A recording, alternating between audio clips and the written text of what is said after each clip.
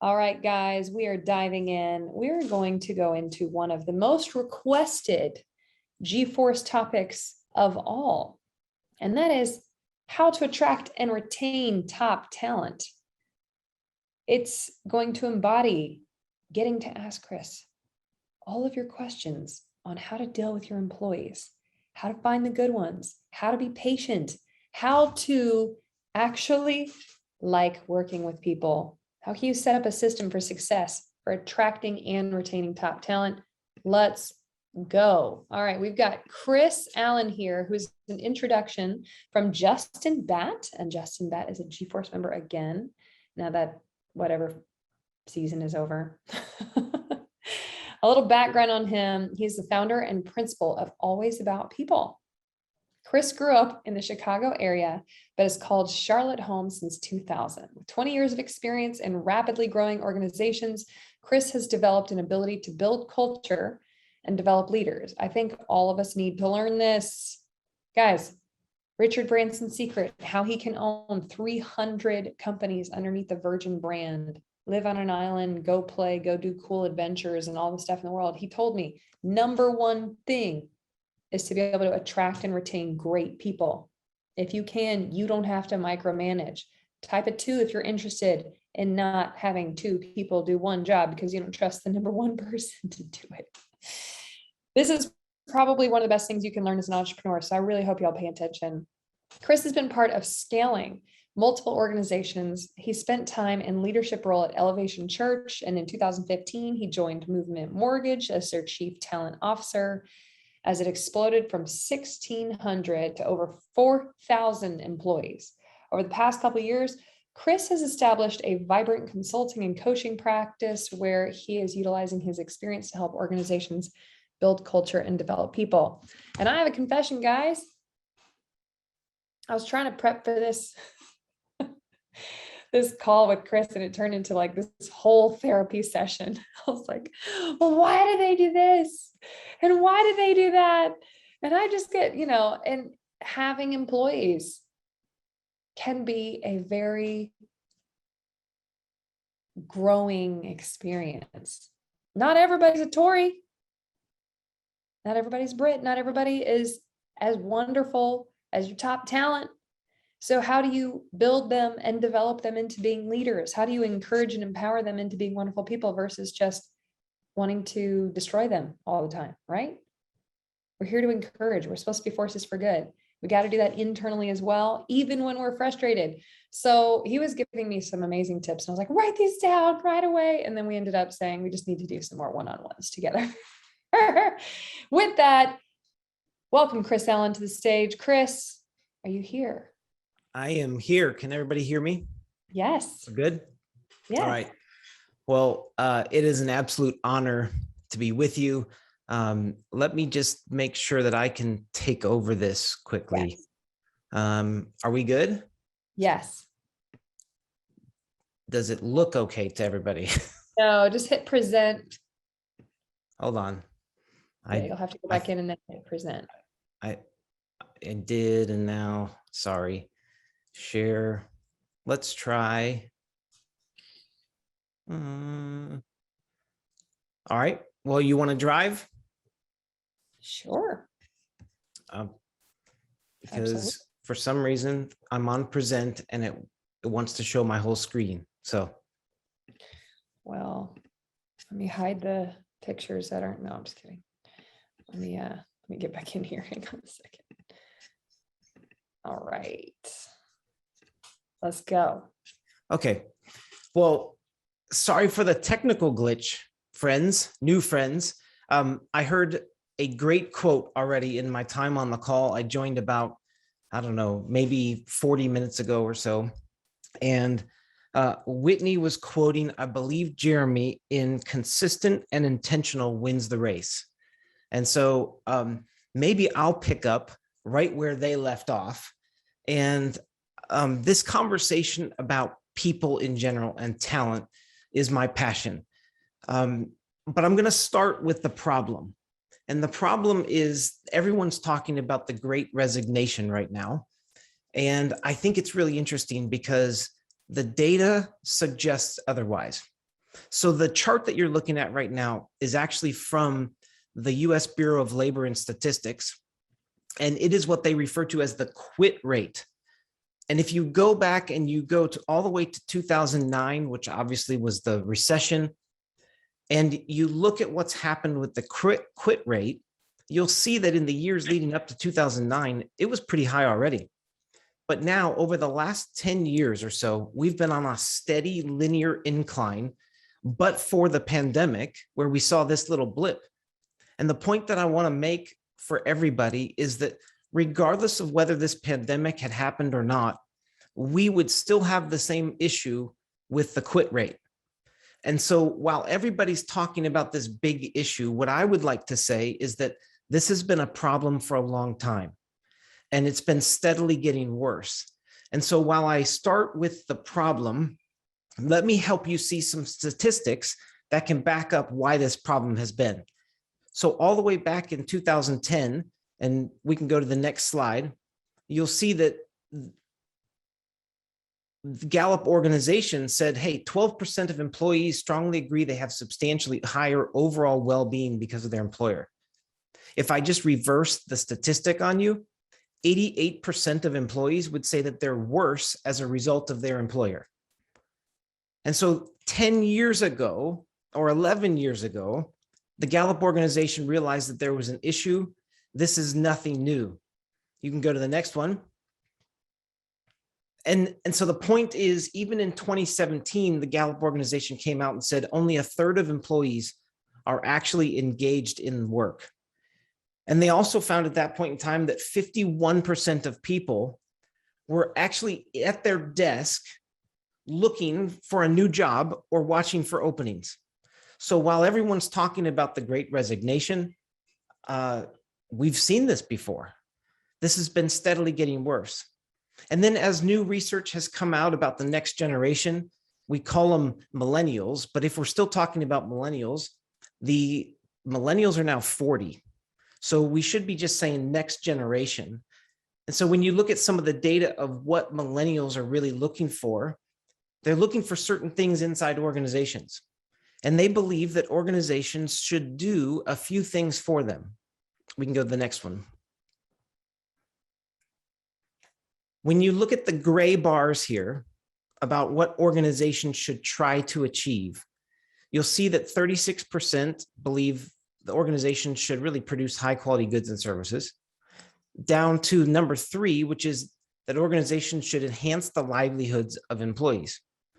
So what I just heard about this, and I've got to make sure I get the name right, the Love Summit, was that was a time when people were able to be genuine, where they were caring for each other, they were listening to each other. And ultimately what I'm trying to build the case for is that employees are saying the same thing. Would you please just enhance the livelihood of me? And again, Brittany, we can get into a really fun conversation about why is it always about me? But really, this is what employees are looking for. We can go to the next one. So I want to touch on a little bit of science for a second, and I promise not to bore you too badly. But when we think about what motivates people, this is like back to Psychology 101 in college. And regardless of whether you remember anything from your college psych course, this is intrinsic versus extrinsic motivation. And so when you think about the intrinsic motivation, it's that which motivates us from within, like the work itself. And so the first motive that anybody has, if I asked all of you, why do you do what you do? Or if I ask any of your employees, why do you do what you do? They'll give me some response. And based upon their response, I'll be able to determine where they're being motivated from. Intrinsically, extrinsically, which motive? So the first motive that I want to quickly mention is the motive of play. This does not mean you have ping pong tables and all kinds of fun activities in your office. Play simply means enjoyment of the work. It means that you love what you do. Most of you got into what you do because you loved it at one time. And over time, for some of us, it can become stressful. It can become less fun. It can become a burden. And how do we get back to that? The second motive was purpose. The definition of purpose is, if I ask you why you're doing what you're doing and you say, gosh, I love what it produces. So the force for good, I do this because I want to produce good in the world, good in my community. That's purpose. If I ask a teacher, why do they do what they do? And they said, well, I got into this because I'm passionate about educating the next generation. That would be purpose. But what I want to point out is that it can so quickly be lost under the pressures of life, and for teachers under the pressures of having to teach to someone else's curriculum. And then the next motive is what we call potential. Potential is a secondary kind of impact. And so it would be, I'm doing this not just for the purpose, but to get me somewhere else. I'm doing this to create freedom in my life and in the future. I'm doing this so that I can have flexibility in the future. That's potential. And these are referred to as the direct motives. The next set of motives are called the indirect motives. And the most powerful one is what we call emotional pressure. If I ask somebody why they're doing what they're doing, and they say, I'm doing it for fear of missing out. I'm doing it because I feel shame. I'm doing it because of the pressure of a boss, or the feeling of that pressure. And so I do it out of that emotional pressure to fit in. The next motive is what we refer to as economic pressure. Don't misconstrue this just as a financial reward, but economic pressure says, I'm doing it for the financial gain or to avoid the penalty. So for many parents, we learn to parent with economic pressure, like, hey, son, I need the front yard mowed. I'll give you $10, go do it. And they respond to that motivation. Or within the workplace, we say, well, just pay that person more, or give them a bonus to keep them. Or if I keep increasing your compensation, will that keep you? And that's referred to as economic pressure. And the final one, and the most detrimental, is what is referred to as inertia. If I ask you why you're doing what you're doing, and you look at me with a blank stare and you say, I have no idea why I'm doing what I'm doing, that is inertia. And oftentimes we see that many people who have these jobs inside of large organizations, they keep doing the same thing every day and don't even know why they do it. That is the motivation spectrum. So when we think about this, there's a few things I want to leave you with. And the first is this. The closer I get that motive to the work itself, so whether it be real estate or whatever it is that the work is, the closer I can get that motive to the work itself, the more powerful it is. If I need somebody to just simply fulfill a task, any motive will work. However, if I need somebody to be creative, to solve problems, to be adaptive in their performance, only the direct motives will work. So if you're looking at employees and you're frustrated and they're not doing and they're not solving problems and they can't think for themselves, part of what I want to point to is that they may be under some level of pressure or inertia. How do you get them back to these direct motives of play, purpose, potential? We'll go into more detail on this because I want to give you some practical thoughts around purpose. We can go to the next slide because I want to talk about human needs, or this is science class continued. We're going to go from psychology 101 back to like middle school science, where you learned Maslow's hierarchy of needs. And I promise I'll go through this quickly. 5 levels of need. Notice the highlighted word employment as a safety need. The point that I want to leave you with is, for years out of the Industrial Revolution, a job was seen as meeting a safety need. In other words, I meet my physiological needs of air, water, food, shelter, but then I see my job as a way of providing for my family or for me, and it's security, it's safety. However, we know that human beings need love and belonging. They need growing in self-esteem, respect, and status. And at the highest point of the hierarchy of needs is the desire to become the most that one can be, or become all that God has created you to be. And so when you think about this hierarchy, one thought and thesis that I'd like to leave you with is, we now have a generation that is saying, I want to meet these needs in the workplace. And never before have we had a generation that said, well, I want my employment or my job to meet higher level needs. They've just thought of it as a safety need. And so this is why you're having employees say, no, I want to feel like I'm loved and I belong to something. I want to feel like I'm growing in how I view myself. And I want to become the best version of myself that I can. And so that's some of what we're seeing in the workplace right now, and some of what's really affecting what attracts and retains talent. We can go to the next slide. All right. So I know that this is really small font and you probably can't read it all. So let me just give you the highlights. This chart is from a recent study that was published by McKinsey on September 8th this year. They interviewed 5,700 employees across 5 countries, 250 managers, and they broke it up into companies over $1 billion and companies that were 50 million to 150 million. So it was a fully diverse, scientifically valid study. And in my mind, the most fascinating thing that came out of this study is the disconnect between employees and employers. And highlighted in blue is what employees viewed as most important that employers didn't always understand. So while employers in the study started saying things like compensation, bonuses, better perks, better benefits, the employees in the study said those aren't the most important things to me. What's most important to me is that I'm valued by my organization, valued by my manager, and I feel a sense of belonging. So remember, the slide that we just came from said that Maslow's hierarchy of needs, love and belonging, self-esteem, self-actualization. Now we've got employees saying in a study, I want to feel valued, esteem, and I want to feel like I belong to something, belonging. So we can go to the next slide, and we just highlight in this slide a few thoughts, but it's employers don't fully understand why employees are leaving and what they really want. And so, as I mentioned earlier, what's most important is that they just feel valued. They feel valued and they feel a sense of belonging. And then somewhat important are some of these other factors like the potential for advancement, flexibility, having caring and trusting teammates. Okay, so let me pause here for a second. I've tried to give you the problem, which is, hey, all these people are resigning.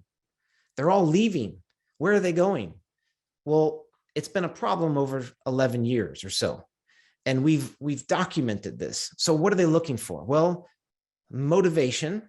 They want to be motivated. And what motivates people is play, enjoyment of their work, purpose, and potential. What really motivates people to just be tactical performance is pressure or inertia. What do employees need? They need to feel a sense of love and belonging. They need to feel like they're growing in their own self-esteem and respect, and they want to become the best version of themselves. And so now McKinsey backs it up in the last month with data that says employees want to feel valued and they want to feel a sense of belonging, and that those are actually more important than maybe some of the conversations we're having around development and flexibility and again, the type of environment that we're in. We can go to the next slide. So I want to share and I want to teach you a really interesting psychological concept right now, because what I believe is happening in the workplace is that managers, leaders, entrepreneurs, CEOs, there is a belief about people that they're carrying.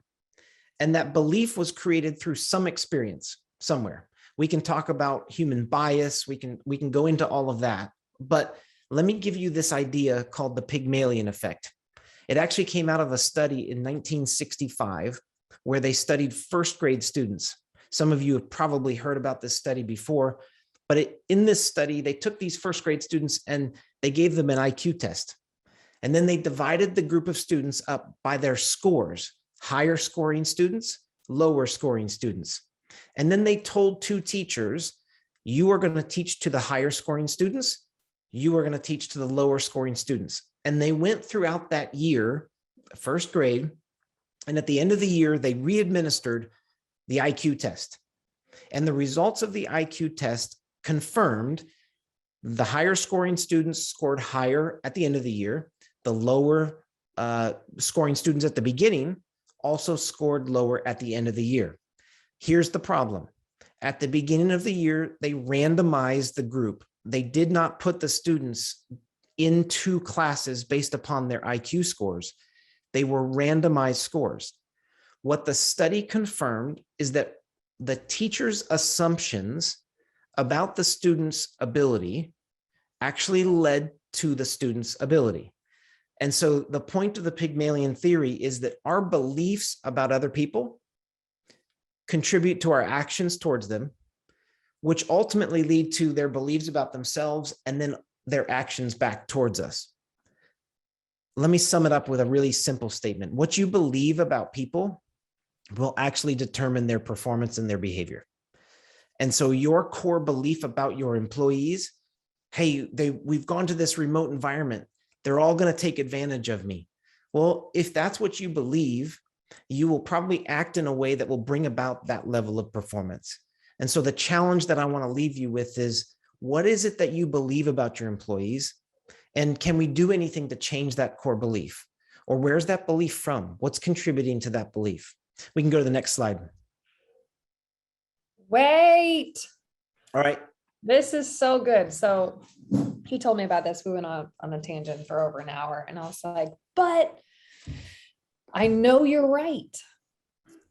I know you're right. But you don't like it.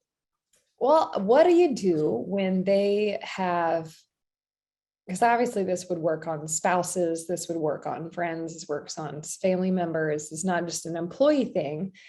If somebody has a proven track record of doing X, Y, Z, and then we're not supposed to change who they are, blah, blah, blah, you know, and you can only control yourself.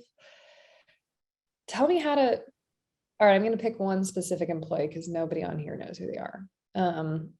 Works on the island, and everything I ever ask him to do, he is like the slowest responder, overcomplicates it, takes like 9 weeks to do something that I end up grabbing a shovel and going and doing myself. He drives me freaking nuts. And my leadership team love him. I can't stand him because he just doesn't ever do what I want him to do. So I have a lack of faith in him based on everything I've ever asked him to do. He doesn't do right. He doesn't do on time. And he just frustrates me. Tell me how to ninja my way through this, or am I interrupting you right before you do that? No. Let's go ahead and jump into questions. I've got one more thought that I want to wrap it all up, but then we can talk about anything Go ahead. you guys want to. But let me just quickly address that first. So because I don't know this person and I haven't spent time with them, I don't really understand what's going on.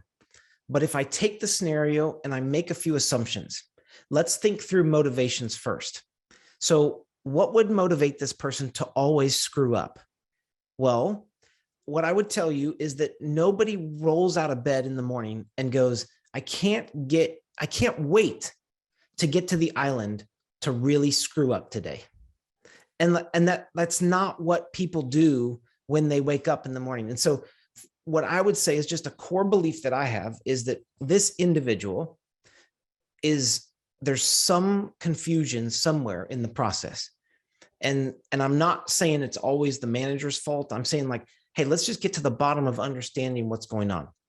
So I would say that there seems to be an issue either in understanding the expectation, not being able to physically or mentally hit the expectation, or there's something else that's creating pressure that's not allowing this individual to perform well. Let me give you a couple other real life examples. And let me see if I can make this interactive. What do we call a baseball player who can't hit the baseball? Baseball player. Well, the good ones hit maybe 3 out of 10. Yeah. But oftentimes we refer to that person as like they're in a slump or they've got the yips, and we have names for this stuff. What do we call a writer who can't think of what to write next? What do we call that? A writer's Lull. Or Right. writer's block. Writer's block. Okay, so then here's one more.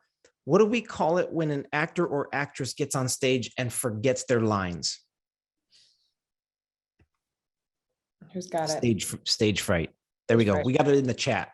So my point in sharing this is we know what this looks like psychologically when there's a block in people's brains from performing the way that they want to or performing up to expectation. And oftentimes it's created by the pressure of the moment, either emotional pressure, economic pressure, or inertia. And so again, without fully understanding the context here, I would say, how do I sit down with this individual and re-clarify?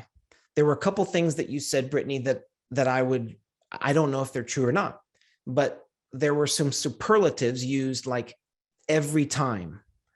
And if that's true, then I would say it's possible that this individual cannot actually accomplish what you need them to accomplish. And at that point in time, I would say, I'm not sure you want to retain that individual. So there is a time when retaining or tolerating certain performances or behavior is not beneficial to you or your company, and you need to part ways. But before you do that, make sure that you have clarified all of the expectations, that you've taken the opportunity to really listen, to care. Let's go back to I totally forgot it again, the Love Summit. Yeah. At the Love Summit, what people were saying and commenting about that they love so much is really they felt loved and belonged, that they belonged, they felt a level of esteem, and they felt like they were becoming the best version of themselves. And employees want that every day. So again, maybe that gives you 30,000 foot without giving you total practical. We can get to some other questions and some real practical examples in just a moment. Cool? I guess my question is, how do I undo it? Patrick just said, Brittany, are you creating a self-fulfilling prophecy because you're assuming he or she is going to fail? Based on the fact that other parts of my staff really like him and think he's great, I assume I'm wrong and I have got something wrong and I'm attracting the worst out of this person and I'm trying to undo it and I keep trying to extend faith every time. And I'm like, okay, all right. And so, love to vote him off, but. Yep. Okay. So I want on to this, me self-fulfilling prophecy if it is me. That's what I'm trying to do, Patrick. So for this individual, if I was you, I would go back to this individual. I would sit down in a one-on-one setting and I would say, look, I need to take full responsibility for this, but based upon this, and this, I've either been unclear about my expectation or there's something that I'm missing. And is it the way I'm leading? Is it the way that I'm communicating?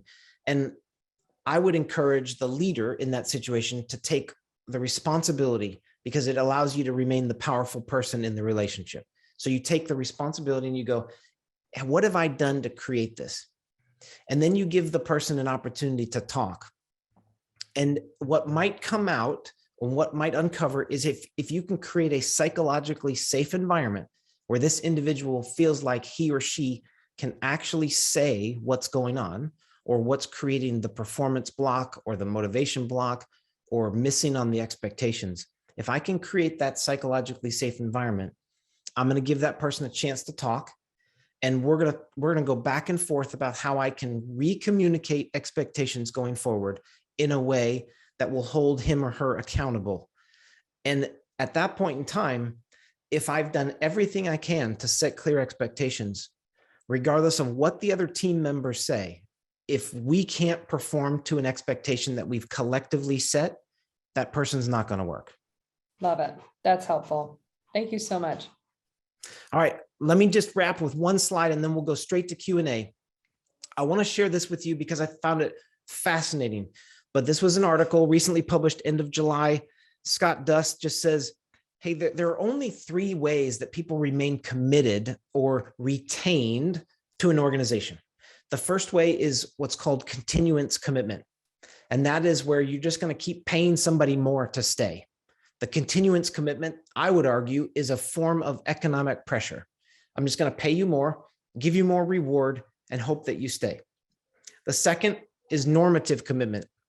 That's a form of emotional pressure, because normative commitment at one time actually meant something, and it refers to the fact that people stay with an organization because they're worried about what it would look like on their resume if they only had an 8-month stint or a 1-year stint. And so they'll stay just to bolster their resume. Well, listen, in this day and age, nobody cares anymore about what their resume says. They'll jump from place to place every couple months. The only area of commitment that we actually have control over right now is what's referred to as effective commitment, AFF. And effective commitment is connecting somebody to a culture, to purpose, and to community. And so one of the reasons I was so excited to just join you on the call today is this whole idea of being a force for good. While all of you are trying to place a purpose out there and work towards this purpose, the challenge that I have for you is, have you brought along and connected everybody else to that purpose? Because connecting somebody to a purpose, connecting them to the culture and to the community is what is going to make them want to be a part of it. And maybe the challenge would be, have you had these conversations with the individuals on your team or your employees or the people you work with to figure out how to connect their individual roles, their daily function, with the greater purpose that you're trying to achieve? Because I'm in organizations every day where the CEO, founder, and executive team are connected to a purpose, but the individual down the organization in some seat has no idea how their role every day connects to the greater purpose of the organization. And so let me give you one specific example from Movement Mortgage. There were a group of closers that I got into a conference room with. I had 5 closers sitting around the table. And you guys, most of you understand the industry. You're on the real estate side. And so it's like, you know what closers do. Closers are under tremendous stress trying to put all those documents together at the end of the day. And specifically on the lending side, on the mortgage side, all those papers need to get somewhere by a certain time or everybody's mad. Agents are mad, loan officers are mad, and borrowers are mad. And so these closers feel this tremendous amount of pressure. And so we said to them, I was sitting at the table and just said, hey, what motivates you? Like what actually motivates you? What do you get really excited about? And nobody really said anything. And then one woman said, actually, you know what? Last year, somebody sent me the picture of a family that was actually getting a loan. And so I was able to attach the paperwork that I was creating to the picture of a family. And that really motivated me. And so what I said next was, well, how can we get loan officers to send you pictures of the families that you're actually putting paperwork together for? Because you're not just paper shufflers, you're helping somebody get into a home. And so we sent out a message as an experiment. And 12 hours later, we got 3 pictures of different people who were closing. One of them was a picture, and I'll forget the details, so don't hold me to this, but one of them was a single mom and her daughter. And they were in this picture, and the loan officer even sent a little bit of context. This is a single mom. She and her daughter are so excited to get into their new home. And the closers ran to me. Before I could even get to the office, they were texting me. And they said, look at this family. We just got into a home. And all of a sudden, their paper pushing became purpose because of a picture of a real person. And that was the best example of effective commitment that I can give you. You want people to stay, connect them to purpose, connect them to a culture, and connect them to the community. You want to attract people, build a culture that understands how to value people, that understands that people want to feel that they're loved and that they belong, a culture and a community that understands human motivation, that understands human needs, Maslow's hierarchy of needs. And pretty quickly, as you build that organization and you hold people accountable and leaders accountable to it and managers accountable to those behaviors, you will see people going, man, you got to go over to this place and work. This is unbelievable. I've never been treated like this before. And once you connect those individuals to purpose and to culture and to community, they're going to stay as well. So really high level today. I hope that your questions now, we can go really practical because I got a ton of different examples for you too. But let's open it up and go, hit me up. Let's go. Yeah, guys, we knew you'd have questions. If not, I'm hogging all the time. We've got 30 minutes, so ask whatever you want. If you've ever had a problem in your employer life, please ask your questions now because he's crazy expensive. No, I'm just kidding. He's not free from this point forward. So ask him now. Patrick has one. Hi guys. First of all, it's been a long time, so glad to be back and see all the faces. Hey, welcome back. Thank you. I'll explain my ride someday. I've been reading articles about what they now call the boomerang employees. And I apologize, I missed the first few minutes, so I hope I'm not being redundant. My girlfriend's an HR manager, but I also have other friends who are HR managers.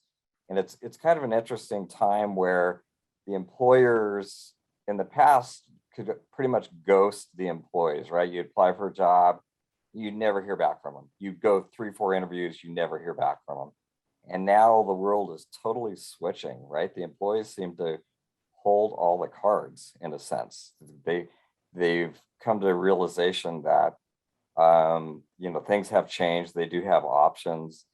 And I agree with you, from that last chart that you showed, how there's such a disconnect on what the employers want versus what the upper management thinks they want. I came from my last company. There was such a disconnect from the C-level employees to us down below. We would go into these all-hand meetings and we would try to convey what we thought was important to us, and they just wouldn't listen. They didn't care. I'm just curious, versus being in a public forum, do you have any suggestions? And I'm just asking this in general because we never made any headway with these people. Privately held company, so everybody was getting rich at the top, but we never knew why they were getting rich or how they were getting rich. Just another jet would show up in the hangar.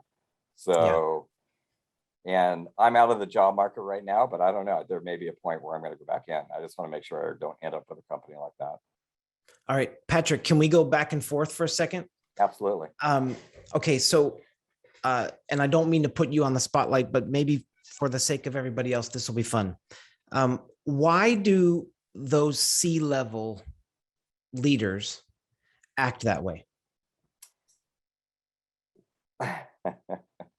In this scenario, they were kind of like a clique and they were a club, and things were going well for them, and they were meeting their numbers, and they were able to force the management, I guess I would say, to get things done. But we, as the rank and file, we didn't know really what we were working toward, and we didn't even know what our bonuses were based on. There was just no transparency. But at the end of the day, they were meeting their needs. I don't know if that's answering the question you're asking. No, you hit on it. What I want to address is that people are people, and obviously the name of my firm is always about people, and this is fascinating to me because the executives in a C-level boardroom are all insecure, and they're all trying to protect their own jobs too. Mm-hmm. And so what's interesting is you even threw in the word click. So they want to feel love and belonging. They want to grow in esteem and want to feel like they're becoming the best version of themselves as well as every employee. The problem is they found their little community and now they have to protect it. So every person in an organization, there's this fascinating Harvard book called An Everyone Culture that in the opening introduction of the book, it says that people will waste up to a third of their time every day trying to hide who they really are and convince people that they're more than they are. And so my roundabout way of getting back to your question is, even the executives at sort of the executive level are insecure and have the same needs and motivations as everybody else. The issue is there's something that's blocking them from actually wanting to listen and hear from people below. And what happens though is that they were once below and they so quickly forget. What seems to be interesting to me about this current environment is that now employees like yourself who experience that don't stick around. And so now those employees are like, I'm finding somewhere else to go. And I believe in this work environment, we're going to quickly figure out who are the executive teams who are willing to listen to people, who are the executive teams who are valuing people. And if you're not going to do it, you're going to have a people problem. And so while I didn't answer your question directly because I don't know who they were, I don't understand the situation, I would say this. In the past, they might have been able to get away with it. Since the Industrial Revolution and Frederick Winslow Taylor, modern management theory has been, let's scientifically design everyone's job. And in a roundabout way, he said, managers do the thinking, workers do the working. And it placed a hierarchy inside of organizations where we devalued people and we turned them into machines.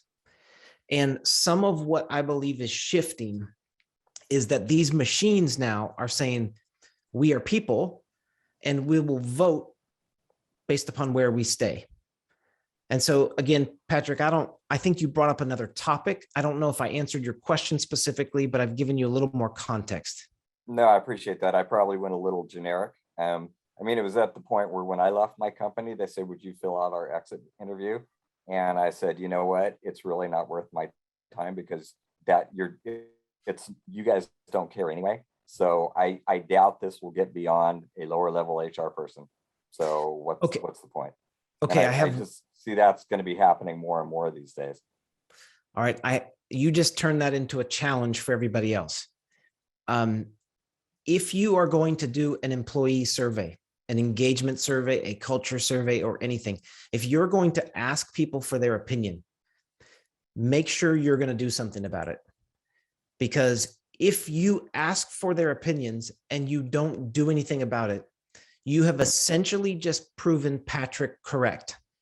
And you will be like that other executive team that never listened to anybody and never did anything about it and treated people like crap. So please, for the sake of everyone else, if you're going to ask for someone's opinion, which I believe you should, then be prepared to do something about it. And also be prepared for your self-esteem to be hurt a little bit. Because again, people are going to say stuff, and then you've got to dig into whether it's true and what we need to do about it. And sometimes that can hurt a little bit. Yeah. Well, thank you for your time. I mean, in the last year, they've lost probably numerous employees with 20 years of tribal knowledge that'll cost them double and take them years to get back. But they just didn't learn the lesson. All right, Patrick, you did bring up one other thought. You mentioned the boomerang effect. And what I would like to just mention about that to everybody is I think we're going to see this more and more. And here's my theory.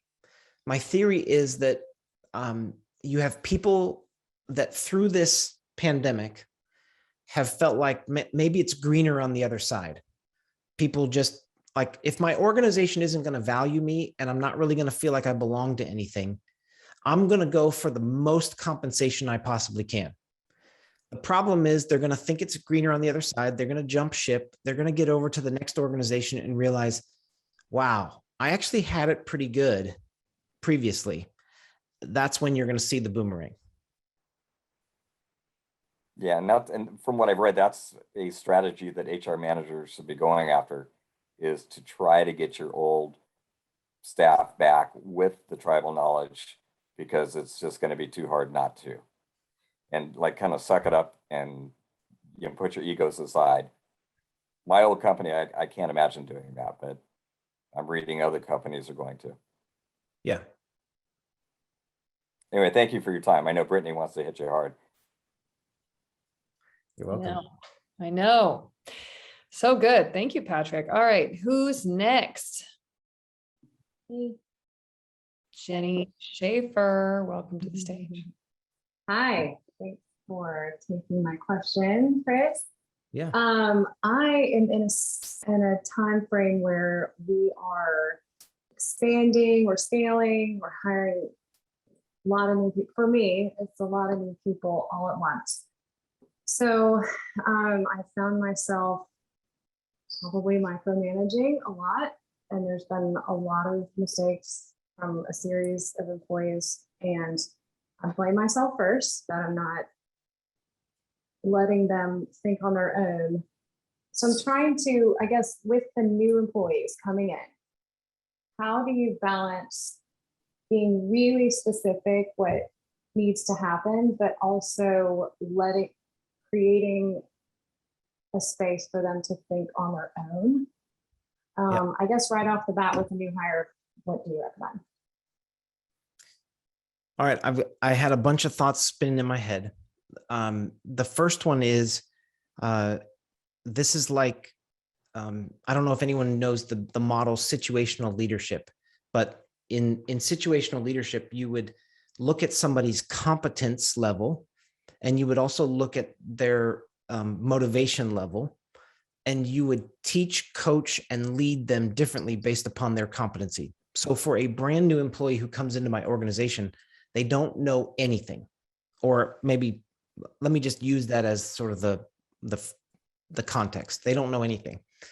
Well, my style of leadership, when somebody doesn't know anything, needs to be a little bit more directive, because I need to help you understand what this looks like. And so as a leader, I would be communicating the reason that I'm doing this is to help you get set up so in the future, I can give you autonomy.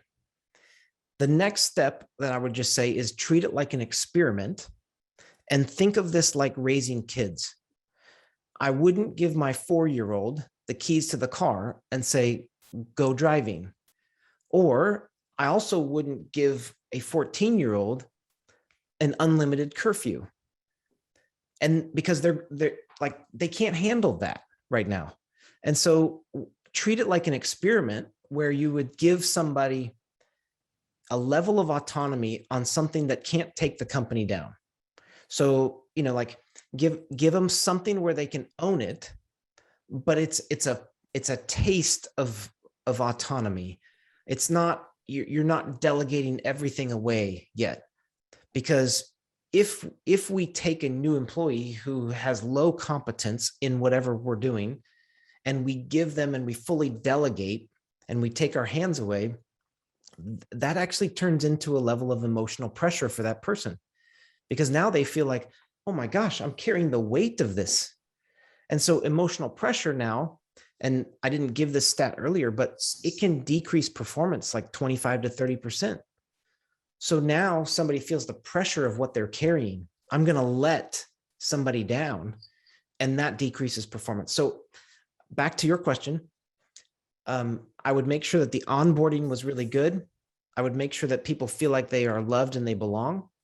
And then I would walk them specifically through how we're going to move them from a place where you're directing to a place where we're experimenting and we're giving them a little bit of autonomy, to a place where ultimately we want to delegate and allow you to run. But I can't do that until I know that you fully understand where we're going. Any follow-up questions to that? No, that's good. Thank you very much. Yeah.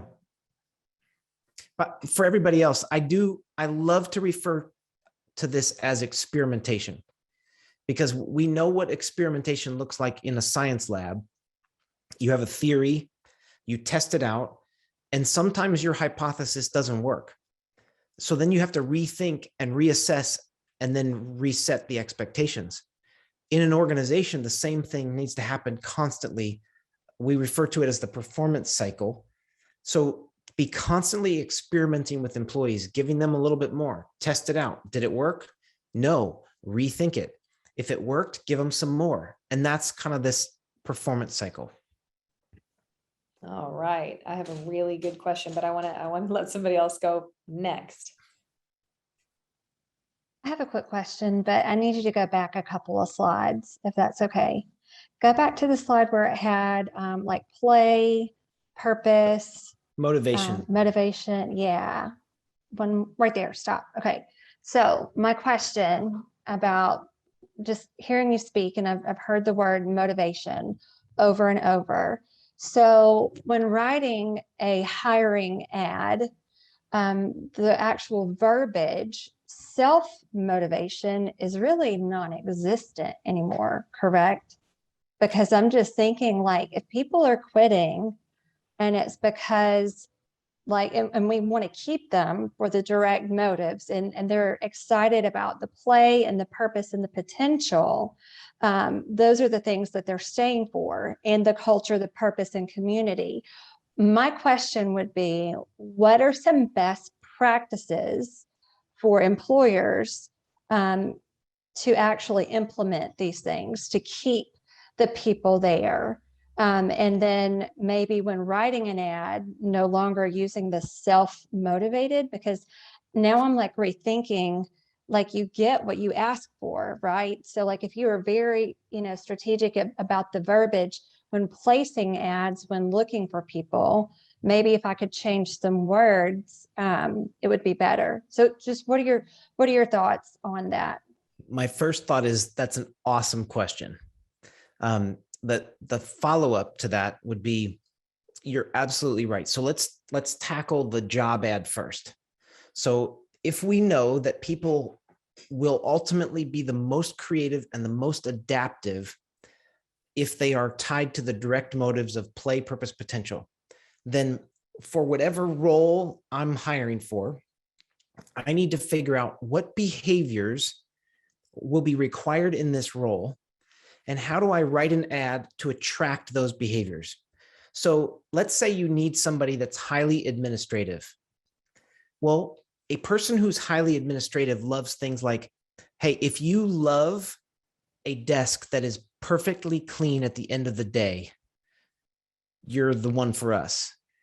If I'm just making stuff up now, but if you can't handle when something's misplaced, you're going to love it here. I mean, like, you're touching on the fun part of the role.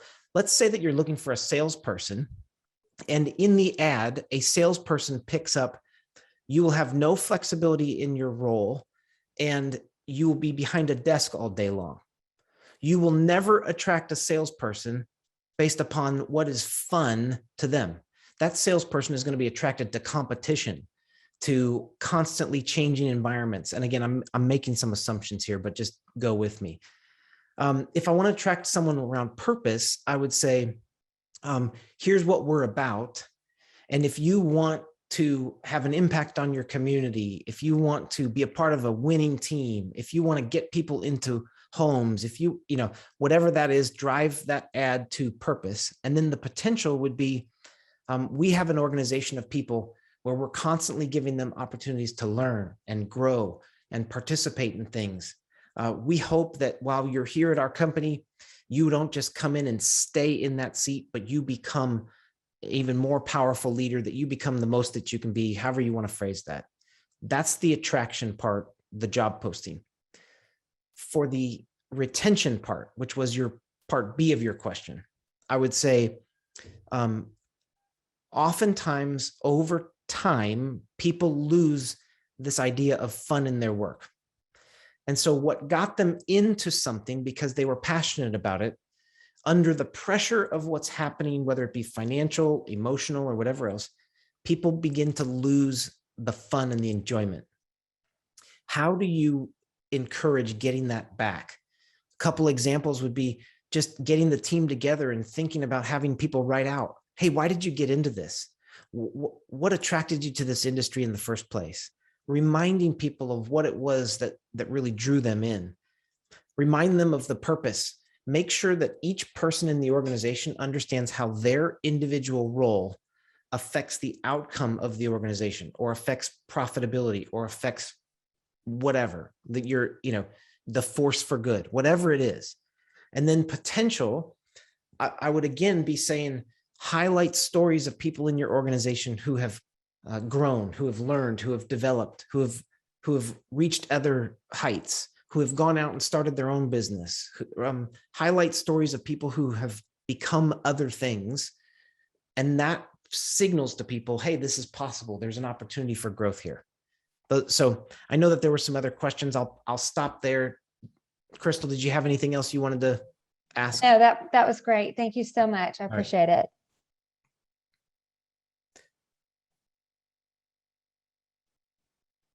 Oh, so good. Ezekiel has his hand raised. I know Britt Lucas has some, and then Jenny has another one, and I have one. We have so many questions. Hello, Chris. Ezekiel, how are you? Very good. And you? Great. Thank you so much. So I wanted to ask you, is there any process that you would suggest to hire an expert in digital marketing and social media? Because my experience in the past has been not so good. So for example, of course, they offer you like many things, and then they do not, fulfill that promise. So my question is there any process that you will suggest so the people that I hire are aligned with my values and what I want to achieve? My initial answer got changed in my brain while you kept asking the question. So I'm going to give you my second answer. My second answer is it possible to find the person who is aligned with you, your values, and what you're trying to accomplish, and help them learn the skills of digital marketing? And so I just flipped that, and hopefully I didn't offend anybody, but I wonder if it's possible, because what I would say is it would be more important for me if I've got a person who's telling my story out there, who is presenting, who is creating a perception, who is doing this marketing. I want them to be so closely aligned with my purpose, with what I'm trying to accomplish, with what I believe we're trying to accomplish collectively. I'm going to find a person that is so closely aligned with me. And if I can help them become a better digital marketer, then I know they can tell my story, versus starting with a really highly competent digital marketing expert who has no connection to what I'm trying to accomplish. Now, I probably just created a massive firestorm, but I guess my point would be, it's really important that whomever you hire, as you're going through that interview process, you're asking what are called behavioral interview questions. And behavioral interview questions are open-ended questions that force a person to give you a specific example. I'm going in a totally tangent now, way more information than you want. But oftentimes we'll sit in an interview and we'll say, hey, so are you good at digital marketing? Yes. So what experiences have you had? And it just becomes a tactical interview. Behavioral interview questions say, hey, could you tell me about a time when you were forced to adjust your digital marketing for the purpose of somebody else? And I want to hear them process through that. Could you give me a specific example of a time when you weren't aligned with the purpose of the person that you were creating digital content for? How did you handle that? And those are what's referred to as behavioral interview questions.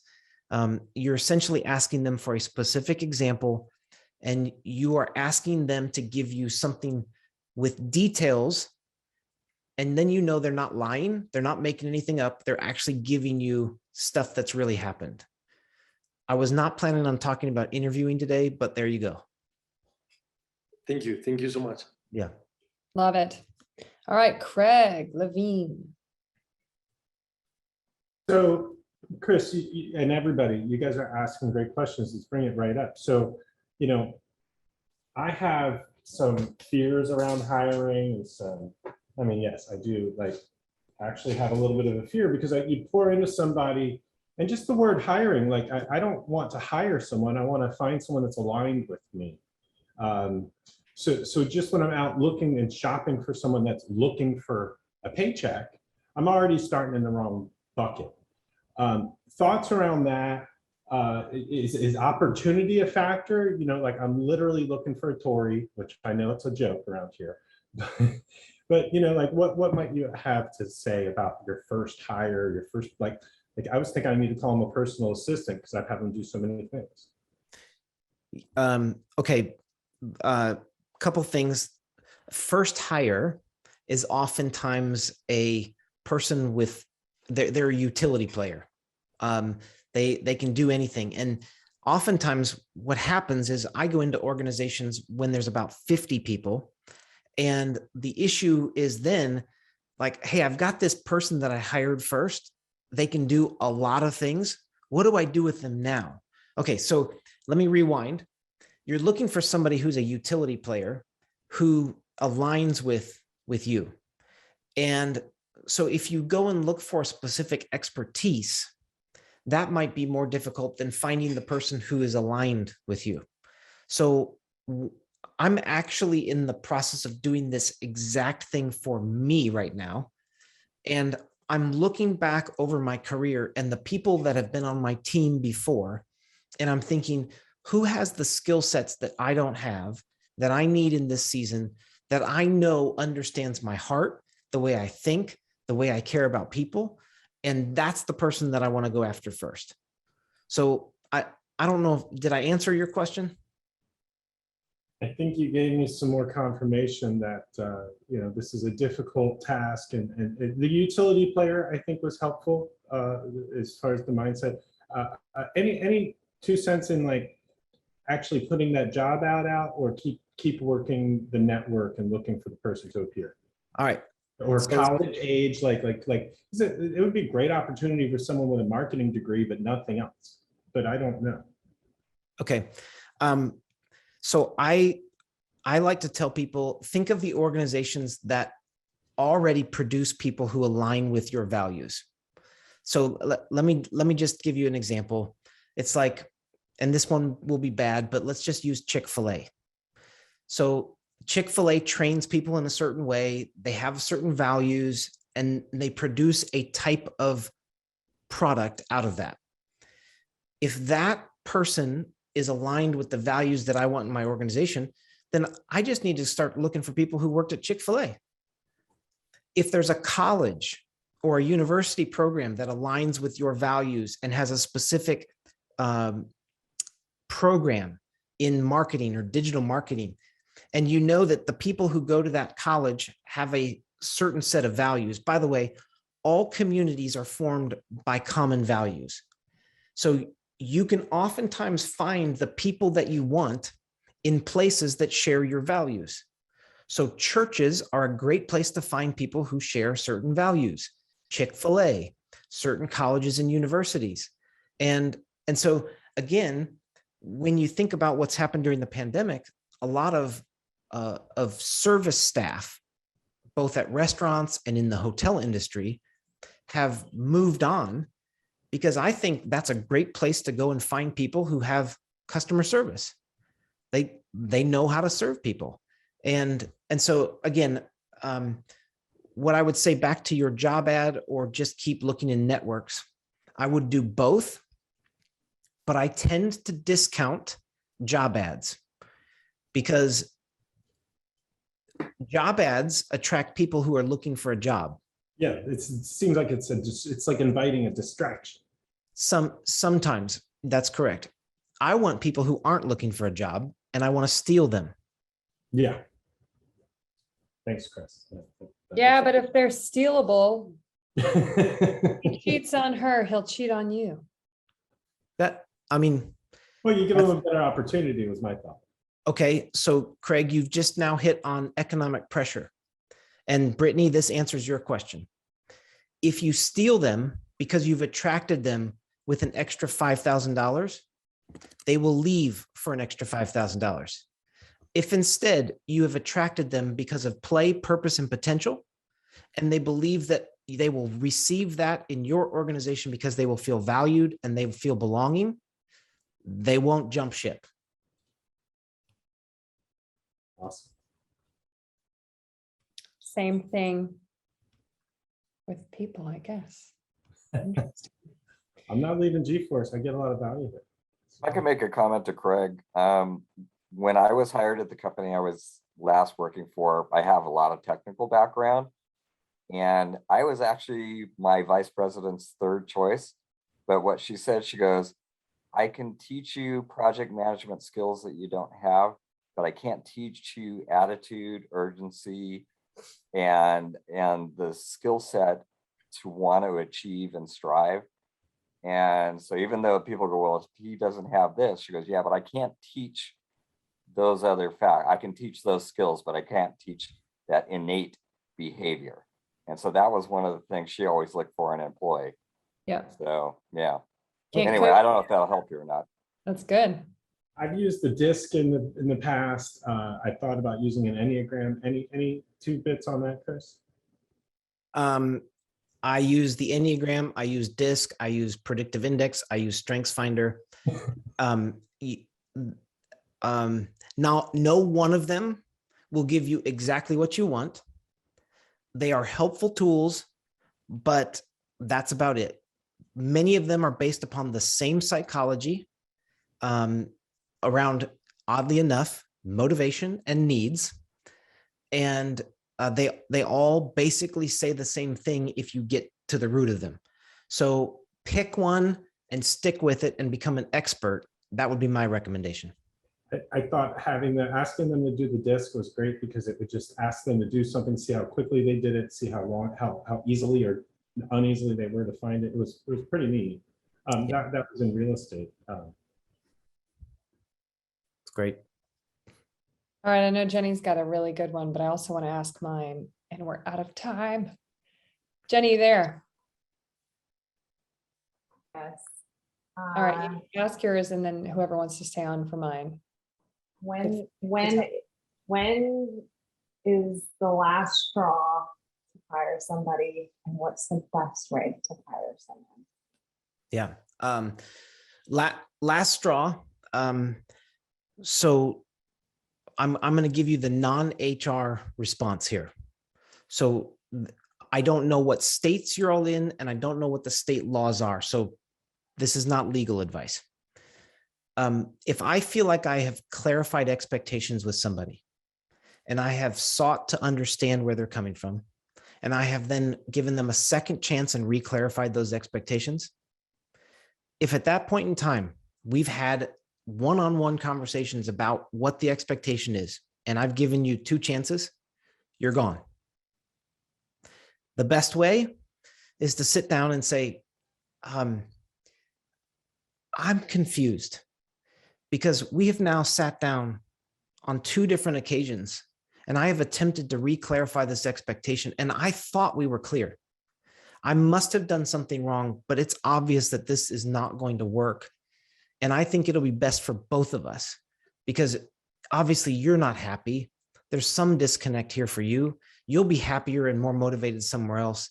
And we will be probably, equally better here. And again, I probably wouldn't add that line, but I'm thinking on the fly here. So I would say something to the effect of like, hey, it's just not working. And I'm sure you're feeling under pressure right now too. There's probably a place that can bring about the best version of yourself that's better than where we are right here or right now. Then, as employers, make sure you never say anything bad about somebody in front of anybody else, because that signals to your organization that as soon as someone leaves, we talk poorly about them, and you immediately lose the respect of your team.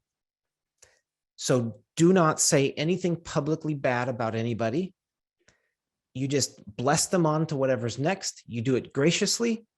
And one way of saying it would be, if you can leave people well, you send them off to what's next, and they will talk well of you when they leave. And I just know that that's going to be your best way of handling people, and just do it graciously. Brittany, I know I have this one last slide because I've got the challenge for everybody. Yes. Oh, such a good question though. Well, you can give the question. All right, guys, type of 1, if we should just do the challenge, type of 2, if I should ask my question. What do we have time for? Okay, all right. Don't think I'm trying to be controversial, but I have read Steve Jobs' book, watched his movie. I've read Elon Musk's book, watched anything that could possibly ever be found about him. What it seems to be to me, in my interpretation, is these guys were mean as heck to their people because they demanded greatness. They demanded that the impossible be achieved. And I find myself definitely getting irritated when I have people tell me it's impossible. It's impossible. You can't do that, or you shouldn't do it. It's too, whatever it is. Like, I'm like, someone has to do this. Like, we get to freaking figure this out. We get to find a way. And I, of course, am a direct person, and the whole list of fun things that I'm sure, is whatever. But I would rather push for greatness and make some people's panties get in a wad than have people who need to be coddled underperform, because if we do not do what we need to do, like, people will die. Like, that's what we specifically do. People will die if we underperform. And I'm not a perfectionist, but I do want us to solve things that have never been solved, and I want it to be figured out. I know we can. So my question is that wrong? I mean, is there I'm not at all at their level, but it seems that they're extreme over above and beyond what any other employer I've ever heard of demands, like, is the only way that you can truly change the world at the scale that they've done. Tell me your opinion on their approach. Okay, quick opinion. What they set in front of employees was a vision with incredible purpose. And they rallied people around a purpose that was inspirational. And for those people who find fun and play in that type of technological or innovative work, that sort of high level of excellence and vision was motivating for anyone. Here's where I have a problem. I think they did that really well. And there is a way to set the bar really high and demand excellence and encourage people to reach that height. Because I can either say to you, Brittany, this is where we're going. I expect that you're here all night long until you get it done, or you're fired. That's one way of saying it. Or I can say to you, Brittany, you know where we're going, right? We are going to change the world together. And I know it's going to be hard. I know it's going to be difficult, but you signed up for this, and I believe it's possible. And I believe I need you to accomplish it. You are so valuable to accomplishing this. Like, I need your help. And what I see in organizations with leaders who are committed to the direct motives, because this slide is still up, I'll just keep hitting it, where you can attach people to play, purpose, potential, they will run through brick walls for you. The problem that I had with the leadership style of everything that I read about, let's just say Steve Jobs, because I know more about him, is that nobody wanted to be around him. Nobody really felt valued. They just thought he was an ass. And I think they say that verbiage in one of the documentaries. So that's a quote, by the way. They say it in all of them. Okay. And what happens is that he actually reduced the performance of people around him by acting that way. Because scientifically, it's proven those individuals who created amazing things may have been able to create even more amazing things faster had he acted in a different way. And so while, yes, it's hard to argue that he hasn't, or he didn't, and others haven't accomplished a lot, we can also point to other leaders throughout recent history who have led in a different way and accomplished incredible things. And then as a result, they build people who become the best versions of themselves, rather than creating a bunch of people who are walking away with a big check saying, gosh, those were the most brutal 20 years of my life. I never want to do that again. Mhm.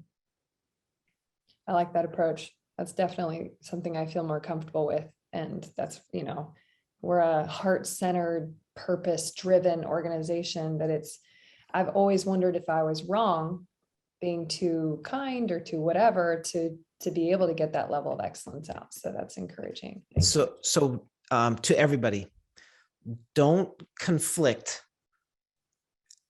high expectations with, I said it the wrong way, but you can be kind and still have high expectations. Those are not sort of opposed to one another. One is about inspiration and vision. The other one is about care and behavior. Mhm. And so I refuse to reduce the expectation. I'm going to call you to greater things, but I can do it in a way that inspires and motivates you, doesn't cut you down. Ugh, so good. I love this. Thank you so much. What is our Force for Good challenge this week, Chris? All right, here's the deal. When Tori walked me through this, I was like, man, what big thing. And then ultimately, I want to send you away with the simplest thing I possibly can, because I believe that the most important structure in any organization is the one-on-one. So the challenge is you have to go and have a one-on-one with all of your direct employees over the next 2 weeks, because I believe that it is in the one-on-one that you listen, you understand, you motivate, you inspire, you meet needs, you show value, you show belonging. And those are the very things that attract and retain employees. If your thought in your head was, I don't have time, you don't have time not to do this. So the challenge this week, the Force for Good, have a one-on-one with every direct employee over the next 2 weeks. And then my hope is that you would continue that. That's so good. So good, everybody. Type a 9 if this was incredibly valuable to you. I'm so excited. Thank you so much, Chris, for your time, your energy, for going over. This has been amazing. All right, everybody, how to connect with Chris here, screenshot this. We'll also put it in the main G-Force chat. He's amazing. And I'm going to personally be doing one-on-ones with him. I'm not paid to refer you to him. I just think he's really good. I get all riled up, and then he has this like fun, easy way to unwind it, like you've seen tonight. So thank you all. This is very valuable to me. You are a rock star. All right, everybody, go. May the Force for Good be with you all. See you next week.